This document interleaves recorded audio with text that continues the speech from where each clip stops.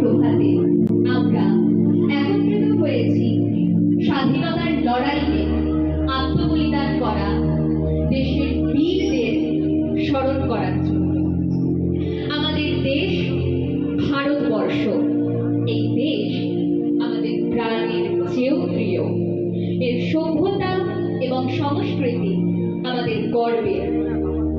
আজ বাঁকুড়া জেলা প্রশাসন দ্বারা আয়োজিত এবং তথ্য ও সংস্কৃতি দপ্তরের ব্যবস্থাপনায় স্বাধীনতার ৮০তম দিবস উদযাপনের এই মহতী অনুষ্ঠানে আমরা মনের মানুষ নিবেদন করছি সমবেত দেশাত্মবোধক শক্তি।